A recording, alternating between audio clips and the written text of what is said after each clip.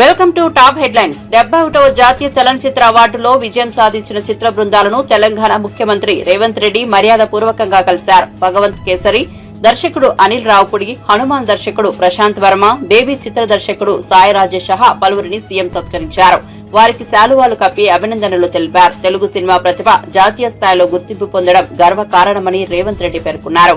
భవిష్యత్తులో మరిన్ని అంతర్జాతీయ స్థాయి విజయాలు సాధించాలని ఆకాంక్షించారు. తెలుగు సినీ పరిశ్రమకు ప్రభుత్వంగా పూర్తి మద్దతు ఇస్తామని హామీ ఇచ్చారు.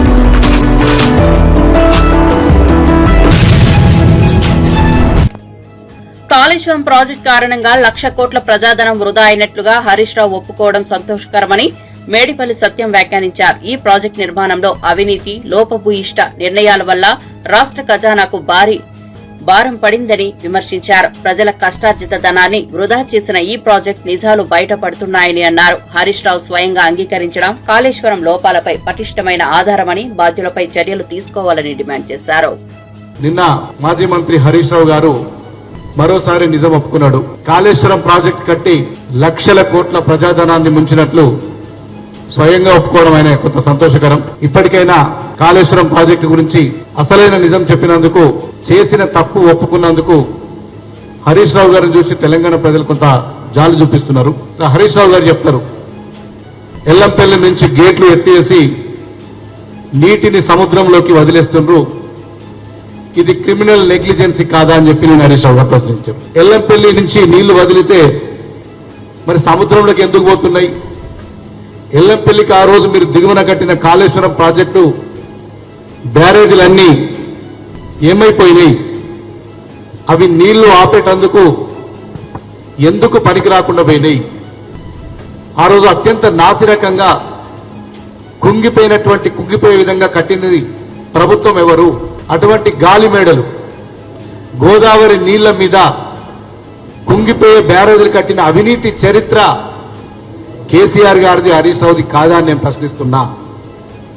ప్రజలకు ఈ రోజైనా నిజం తెలిసింది. ఎల్లంపల్లి గేట్లు ఎత్తి నీళ్లు వదిలితే సుందిల్లా, అన్నారం, అక్కడి నుంచి నీళ్లు వదిలితే మేడిగడ్డ బ్యారేజీ, ఇవన్నీ పనికి రాకుండా కట్టింది మేమే అని చెప్పి స్వయంగా హరీష్ రావు గారు ఒప్పుకున్నారు. ఎల్లంపల్లిలో వదిలేసిన నీళ్ళన్నీ కూడా సముద్రం పాలవుతున్నాయన్న నిజాన్ని హరీష్ రావు గారు ఒప్పుకున్నారు ఆయన మాటల్లోనే. కాళేశ్వరం ప్రాజెక్టు కట్టిన తొలి 2 ఏళ్లలో భారీ లిఫ్టులు కట్టించిన మరి గొప్పలు చెప్పుకున్నటువంటి ఆనాడు కేసీఆర్ గారు, హరీష్ రావు గారు అప్పుడు ఎన్ని దారుణాలు చేసిండ్రు. పంపుల పేరు మీద, లిఫ్టింగ్ల పేరు మీద మీరు ఎంత దుర్మార్గానికి పాల్పడ్డారు, ఎంత దారుణాలకు పాల్పడ్డారు, యావత్ తెలంగాణ ప్రజలు ఇప్పటికి కూడా మర్చిపోలేరు. కృష్ణా జిల్లా గన్నవరం మండలం మర్లపాలెం గ్రామానికి చెందిన జాస్తి యశ్వంత్ మెక్సికోలో సాఫ్ట్వేర్ ఇంజనీర్ గా పనిచేస్తూ ఓ వైద్యురాలిని పరిచయం చేసుకున్నారు. మొదట చికిత్స కోసం ప్రారంభమైన ఆ పరిచయం క్రమంగా ప్రేమగా మారింది. ఇరు కుటుంబాల పెద్దల అనుమతితో భారతీయ సాంప్రదాయబద్ధంగా వివాహం జరిపించారు. ఈ పెళ్లి స్థానికంగా చర్చనీయాంశంగా మారింది. యశ్వంత్ వివాహం ద్వారా 2 దేశాల సంస్కృతులు కలిసినట్లుగా భావిస్తున్నారు. ఈ వివాహం గ్రామంలో సంతోష వాతావరణం నెలకొంది. తెలంగాణ రాష్ట్ర కాంగ్రెస్ మంత్రి కొండా సురేఖ తిరుమల శ్రీవారిని దర్శించుకున్నారు. ఆమె కుటుంబ సభ్యులతో కలిసి స్వామివారి ఆలయానికి చేరుకుని ప్రత్యేక పూజలు నిర్వహించారు. దర్శనం అనంతరం ఆలయ వేద పండితులు తీర్థ ప్రసాదాలు అందజేశారు. కొండా సురేఖ ప్రజల సుభిక్షం, శాంతి కోసం ప్రత్యేకంగా ప్రార్థించినట్లు సమాచారం. తిరుమల దర్శనం సందర్భంగా భక్తులు ఆమెను కలిసి ఆశీర్వాదాలు తీసుకున్నారు.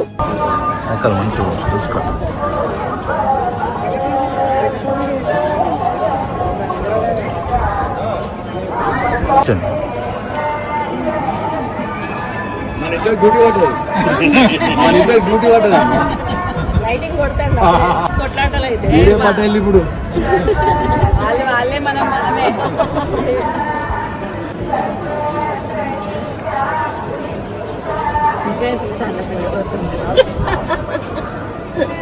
పాప కాకుండా ఎట్లుంది పాప సూపర్ ఉందంట పాప పాప ఎట్లుంది సూపర్ ఉంది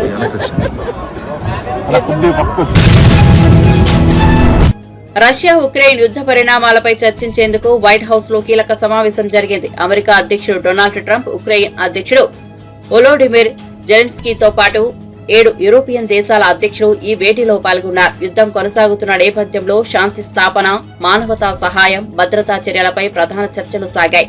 ఉక్రెయిన్ కు మద్దతుగా మరిన్ని చర్యలు తీసుకోవాలని యూరోపియన్ నేతలు అభిప్రాయపడ్డారు.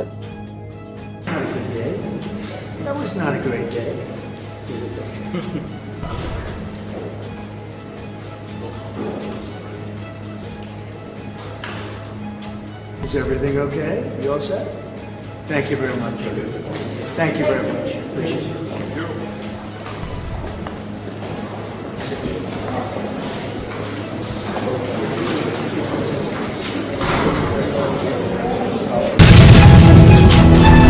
రష్యా ఉక్రెయిన్ యుద్ధం విషయంలో సమగ్రమైన శాంతిని సాధించాలన్నా, న్యాయం జరగాలన్నా అది సమిష్టిగా జరగాలని ఇటలీ ప్రధాని జార్జియా మెలోని అన్నారు. ఒంటరి ప్రయత్నాలలో కాకుండా ప్రపంచ దేశాల సమన్వయంతోనే స్థిరమైన శాంతి సాధ్యమని స్పష్టం చేశారు. యుద్ధ ప్రభావాలు ప్రపంచ ఆర్థిక వ్యవస్థను దెబ్బతీస్తున్నాయని, ఈ క్రమంలో అంతర్జాతీయ సహకారం అత్యంత అవసరమని ఆమె పేర్కొన్నారు. I think it is an important day, a new phase. After 3 years and a half that we didn't see any kind of sign from the Russian side that there was a willing for dialogue. So something is changing, something has changed thanks to you, thanks also to the stalling in the battlefield, which was achieved with the bravery of Ukrainians and with the unity that we all provided to Ukraine.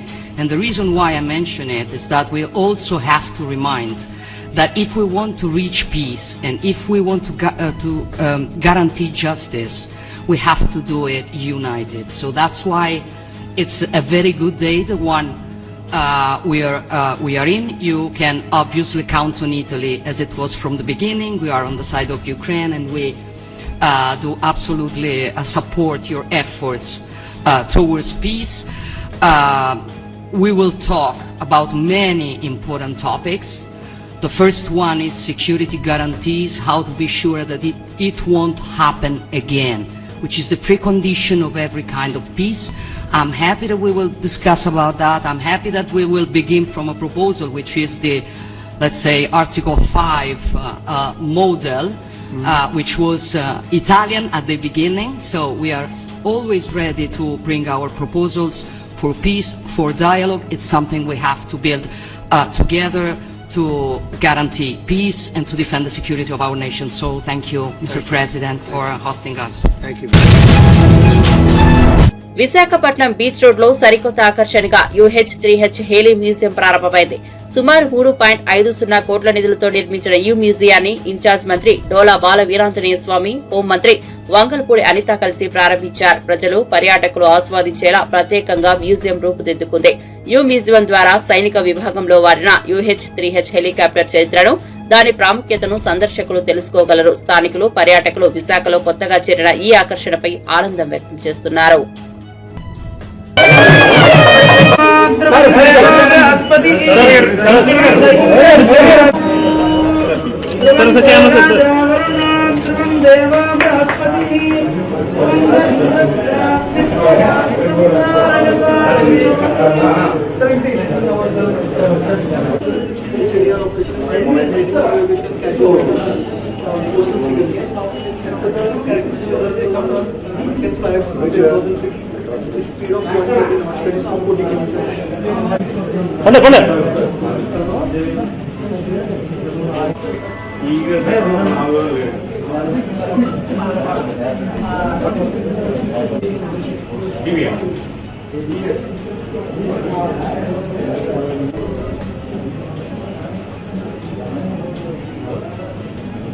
नमो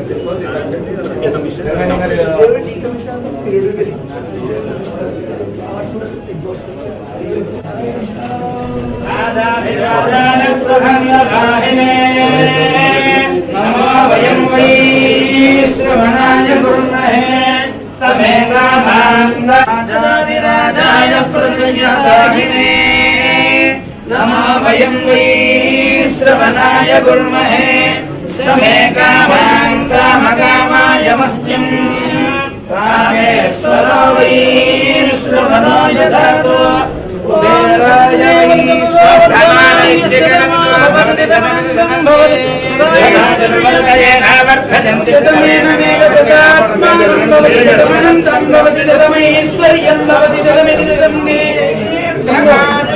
ज्ञानं विज्ञानं प्रज्ञानं जानत विजानत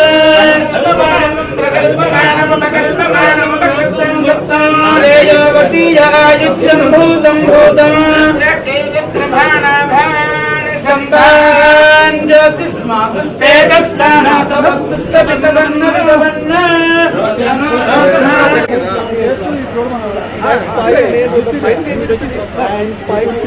ఇంకా తెలియాలి కదా.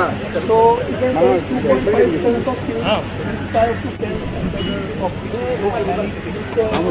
రావుడి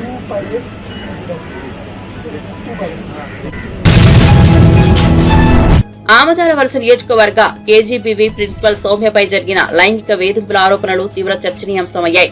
ప్రస్తుత MLA Koona Ravikumar తనను పదే పదే రాత్రివేళ ఇంటికి పిలిపించుకుని వేధించేవారని, వీడియో కాల్స్ తో మానసిక శారీరకంగా ఇబ్బందులకు గురి చేశారని ఆమె వాపోయారు. తన మాట వినకపోతే అనుచరుల ద్వారా బెదిరింపులు వచ్చాయని, చివరకు తనను 150 కిలోమీటర్ల దూరంలోని కంచిలి కేజీబీవీకి బదిలీ చేయించినట్లు తెలిపారు. ఈ ఘటనపై వైఎస్ఆర్సీపీ నేత చింతాడ రవికుమార్ తీవ్రంగా స్పందిస్తూ ఒంటరి మహిళా ఉపాధ్యాయురాలుగా వేధించడం దారుణమన్నారు. పార్టీ దళిత విభాగం పూర్తిగా బాధితురాలికి అండగా ఉంటుందని స్పష్టం చేశారు. రాత్రి 10-10:30 వరకు ఉంచి రివ్యూలా, రాత్రి మీద కాల్ చేసి వీడియో కాల్ చేస్తే రివ్యూనా? వీడియో కాల్ చేయాలా? రివ్యూ చేయాలంటే మామూలు కాల్ చేయొచ్చు కదా, గ్రూప్ కాల్ చేయొచ్చు కదా, వాయిస్ కాల్ చేయొచ్చు కదా. వీడియో కాల్ చేయడం ఏంటో? మీకు ఏం అవసరం వచ్చింది రాత్రి మీద వీడియో కాల్ చేసి? ఆ ఫోటో చూడండి. వాళ్ళు నైటీలతో ఉంటే వాళ్ళు వీడియో కాల్ పెట్టేసి ఈయన ఒక పక్క వాళ్ళు ఒక పక్క, వాళ్ళ కింద ఉన్న వాళ్ళంట వీడియో కాలే సార్ చేయమన్నారని చెప్పడం అంట. ఎందుకోసం అది ఆవిడ తప్పు చేస్తుంటే అధికారులు అడగాలి. ఎమ్మెల్యేకి ఏం సంబంధం? కలెక్టర్ గారికి కానీ లేకపోతే సంబంధిత అధికారులకు కానీ ₹1,00,000 పెట్టమనండి. నేను తప్పు చేస్తే ఎంప్లాయ్ కాబట్టి చట్టపరమైనటువంటి చర్యలు తీసుకోమని చెప్పండి. నేను కనుక్కున్నదే కదా, ఆర్జేడీ కూడా ఇచ్చారు కదా, ఆమెకి అసలు ఇన్ఫర్మేషన్ లేదండి.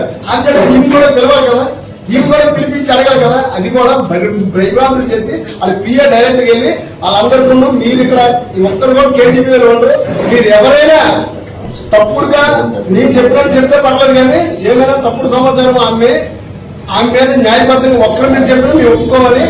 వాళ్ళందరూ ఎమ్మెల్యే పిఏ గారు బెదిరించారు, ఎంక్వైరీలో అధికారులు బెదిరించారు.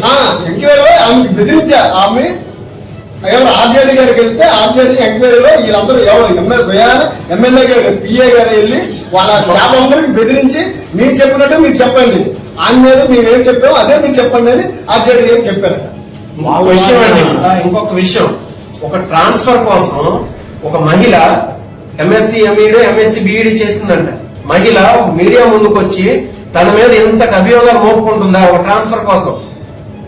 ఒకసారి మీరు అందరూ ఆలోచించండి. ఓ దళిత మహిళ, ఏ మహిళ అయినా ముందు మీడియా ముందుకు వచ్చి ఒక ట్రాన్స్ఫర్ చేసినందుకు, అది ఒక అధికార పార్టీ ఎమ్మెల్యే మీద ఇంతటి పెద్ద అభియోగాలు మోపుతుందా? ఆవిడ క్యారెక్టర్ మీద మచ్చ చేసుకుంటుందా?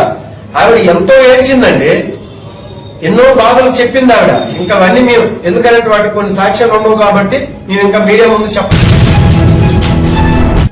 నగరం అభివృద్ధి దిశగా దూసుకెళ్తోందని, ఇది ముఖ్యమంత్రి ముందు చూపుకు నిదర్శనమని కోట్ల శ్రీనివాస్ పేర్కొన్నారు. మౌలిక వసతులు, రహదారులు, పారిశ్రామిక అభివృద్ధి, ఐటీ రంగం విస్తరణతో నగరం రూపురేఖలు మారుతున్నాయని ఆయన అన్నారు. ముఖ్యమంత్రి తీసుకున్న నిర్ణయాలు భవిష్యత్ తరాలకు బాట చూపే విధంగా ఉన్నాయని వ్యాఖ్యానించారు. అభివృద్ధి ప్రాజెక్టులు అమలు కావడంలో ప్రజల జీవన ప్రమాణాలు మెరుగుపడుతున్నాయని చెప్పారు. సమీక్షా సమావేశాలు జరిపి ఈ రోజు హైదరాబాద్ నగరాన్ని ఏ విధంగా తీర్చిదిద్దాలని ఆలోచనతోని దూరదృష్టితో ముందుకోతున్న గౌరవ ముఖ్యమంత్రి గారిని ఒక పరిచయమాలిన ఎమ్మెల్సీ ఈ రోజు ఆయనను విమర్శించడము సిగ్గుచేటని సందర్భంగా మనం చేస్తా ఉన్నాం. గతంలో టిఆర్ఎస్ ప్రభుత్వం ఉన్నప్పుడు, కేంద్రంలో భారతీయ జనతా పార్టీ ప్రభుత్వం ఉన్నప్పుడు, హైదరాబాద్ నగరానికి వరదలు వచ్చినప్పుడు బండికి బండి, అదే విధంగా ప్రతి కుటుంబానికి 10,000 రూపాయలు ఇస్తాని మోసం చేసిన గత ప్రభుత్వం ఎందుకు ఈరోజు విమర్శలు చేస్తా ఉన్నారని నేను అడగదలుచుకున్నా. గతంలో కేంద్రంలోని నాయకులు కానీ, రాష్ట్రంలో నాయకులు కానీ బండి పోతే బండి, మనిషి పోతే బండి, మనిషి పోతే మనిషి, అదే విధంగా ప్రతి కుటుంబానికి 10,000 రూపాయలు ఇస్తానని చెప్పి మోసం చేసిన సంగతి మీకు తెలియదని సందర్భంగా మనం చేస్తాం.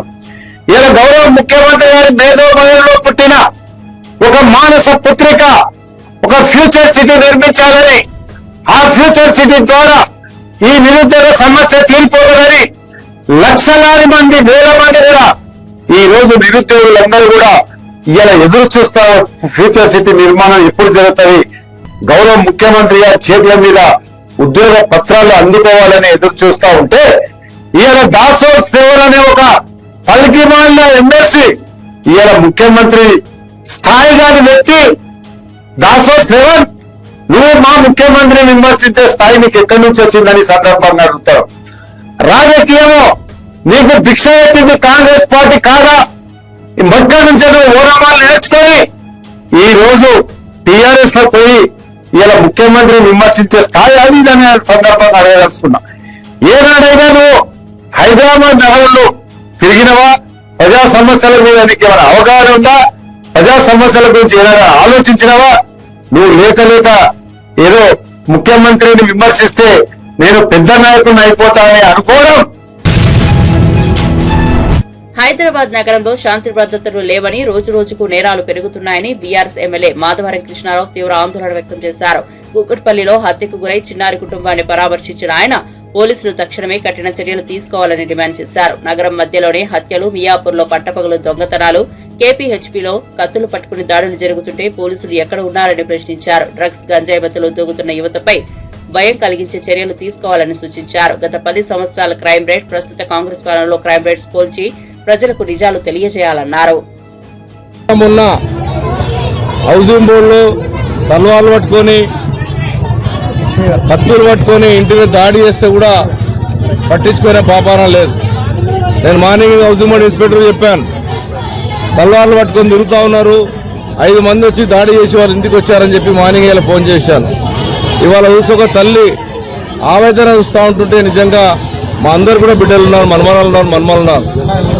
ఎవరు వాళ్ళకు శత్రుత్వం లేనప్పుడు కూడా అంతా ఘోరాది ఘోరంగా చంపడం అనేది, అది కూడా 4 మంది మెట్లెక్కి ఆడపిల్లలను చంపడం అనేది దురదృష్టకర విషయం, బాధాకర విషయం.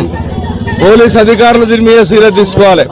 ఇప్పటికే హైదరాబాద్ నగరంలో ఉన్న జరుగుతున్నటువంటి దొంగతనాలు కానీ, దోపిడీలు కానీ, మటర్లు కానీ విపరీతంగా పెరిగిపోతూ ఉన్నాయి. దీన్ని తగ్గించమని కోరుతా ఉన్నాం. ఆ పిల్ల పానం తెచ్చేయలేం కానీ ఇంకొక పిల్ల కూడా జరగొద్దని చెప్పి తల్లి ఆవేదన చెప్తా ఉంటుంటే బాధ కలుగుతూ ఉంది. పోలీసు అధికారులు ఆలోచన చేసుకోవాలి. ఇప్పటికైనా law and order, Hyderabad law and ఆర్డర్ని సక్రమంగా పరిస్థితి చేసుకోండి. డీసీపీ గారు, మీరు రోజు టెలికాన్ఫరెన్స్ కాదు, పట్ట పగల ఈరోజు గంజాయి తాగుకుంటా, గుట్కా తాగుకుంటా డ్రగ్స్ ఎరుగుతూ ఉంది. పిల్లల చాలా ఇబ్బంది పడుతున్నారు. పిల్లలు ఏం చేస్తారో అర్థమవుతలేదు.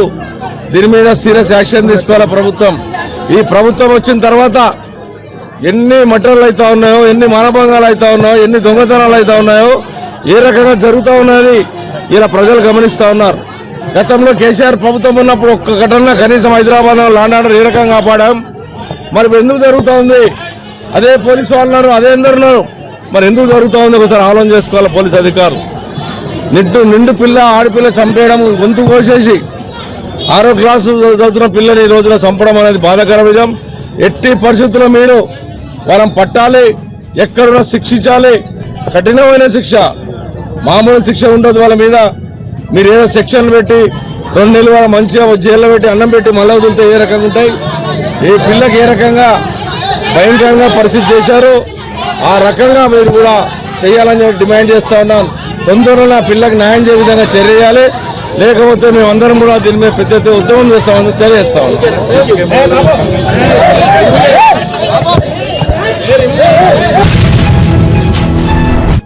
తెలుగు సినీ పరిశ్రమలో కార్మికుల వేతనాల పెంపు డిమాండ్స్ తో షూటింగ్స్ నిలిచిపోయాయి. 2000 లోపు జీతాలు ఉన్న వారికి శాతం ప్రకారం పెంచుతామని నిర్మాతలు ప్రకటించిన కొన్ని షరతులు అంగీకరించాలని స్పష్టం చేశారు. దీనిపై కార్మికులు అసమ్మతి వ్యక్తం చేయడంతో సమస్య క్లిష్టమైంది. ఈ పరిస్థితిలో అగ్రనటుడు చిరంజీవి రంగంలోకి దిగి ఫెడరేషన్ సభ్యులతో సమావేశమయ్యారు. ప్రతి యూనియన్ సమస్యలను విన్న ఆయన త్వరిత పరిష్కారం కోసం నిర్మాతలతో చర్చిస్తానని హామీ ఇచ్చారు. పరిశ్రమ ఆగిపోకుండా ఇరు వర్గాలు అంగీకారానికి రావాలని పిలుపునిచ్చారు.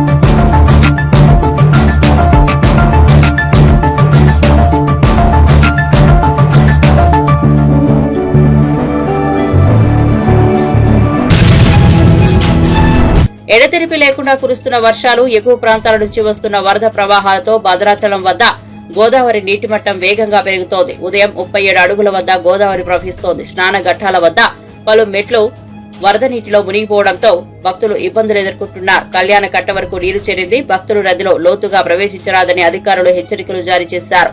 పర్ణశాల వద్ద నాగచెరల ప్రాంతం సీతమ్మ విగ్రహం వరద నీటిలో మునిగాయి. గోదావరి పెరుగుతున్న నీటి మట్టంతో భద్రాచల ప్రాంతంలో అప్రమత్తత వాతావరణం నెలకొంది. అధికారులు నిరంతరం నీటి స్థాయిని పర్యవేక్షిస్తున్నారు.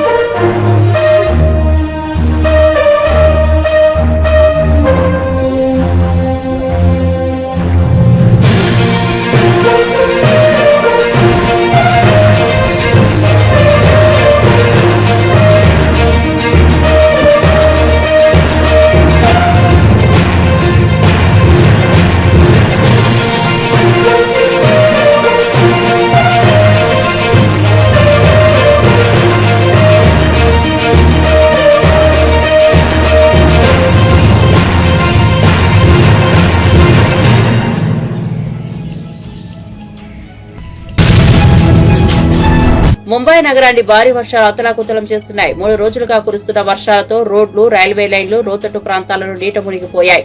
వాహనాల రాకపోకలకు తీవ్ర అంతరాయం ఏర్పడింది. విమానయాన సంస్థలు ప్రయాణికులకు జాగ్రత్తలు పాటించాలని సూచిస్తూ అడ్వైజరీ జారీ చేశాయి.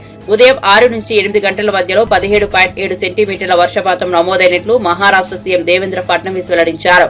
నగరంలో వరద ప్రభావం పెరుగుతున్నందున ప్రజలు అత్యవసర అవసరాలు తప్ప బయటకు రాకూడదని అధికారులు హెచ్చరికలు జారీ చేశారు. రక్షణ బృందాలు లోతట్టు ప్రాంతాల్లో సహాయక చర్యలు చేపడుతున్నాయి.